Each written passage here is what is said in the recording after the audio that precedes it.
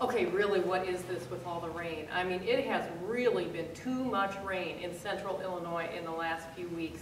Farmers will tell you that this is not typical, and it really is getting irritating to lots of people. What it's meant, of course, is that we're all wearing our raincoats quite a bit, more than we usually expect to at this time of year in this part of the country. And, you know, I was thinking the other day when I put my raincoat on, for almost any rain event, this coat works for me. I mean, I really don't care if my hair gets wet, what's going to happen to it anyway. But sometimes there comes what could be called a tipping point. Sometimes it is raining so hard or blowing so hard that I do decide that I need to reach for my umbrella. I change the way I do things, not just wearing my coat anymore, because I've decided that the rain is so bad that I'm going to need my umbrella.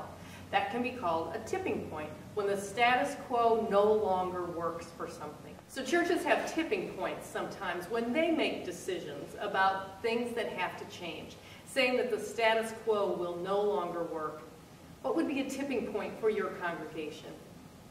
Maybe for yours it would be realizing when you do the annual report that not only have you not had an infant baptism in the last year, but you haven't had one in the year before that, or the year before that, or the year before that. Or maybe you finally have looked around and realized that there are no children here and things just have to change, that you have to do things differently. Or maybe for your congregation it would be when you realize that because of some other decisions you're making about money, you can no longer afford a minister of word and sacrament. Maybe that would be a tipping point for you, a time when you decide that you need to do things differently. Or maybe for you, it would come when you finally get that bill that you've been waiting for all these years that you knew was coming because the roof has to be replaced or the boiler has to be replaced. And so that becomes a tipping point for your congregation about the building, deciding that really you need to do something different about the way you practice your church, the way you worship, the place where you have your meetings. Well, we have some congregations in our presbytery who have reached tipping points and have made decisions that have tipped them over into a change in the way that they do church, a change for the better.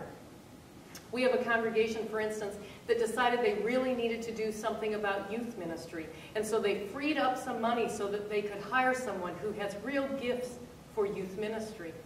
We have another congregation that decided that they finally needed to do something about the nursery in their church.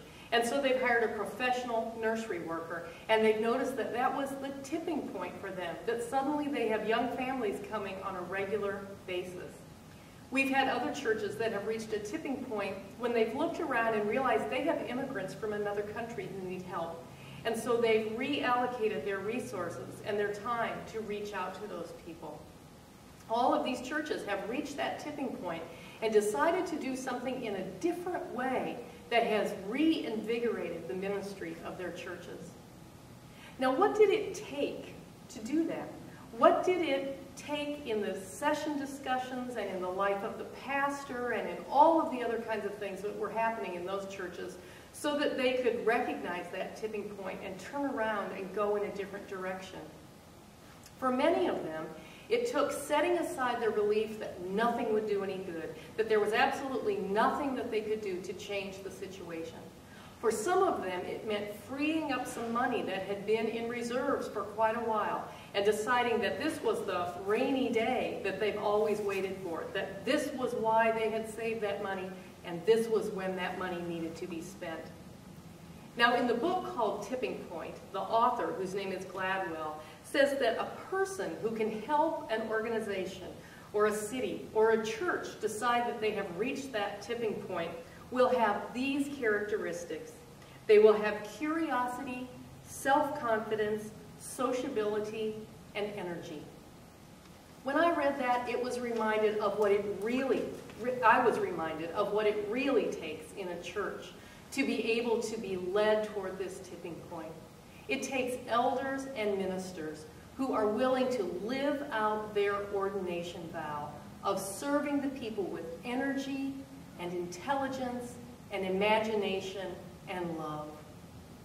So as we reach this end of the church year, as we reach this time of budgets and nominations and all of those other things, when you kind of look at your church's life through the last year, see if you've reached that rainy day that tipping point, that time when you need to decide the status quo is no longer good enough, and we need to open ourselves up to use our energy, intelligence, imagination, and love to do what God is calling us to do.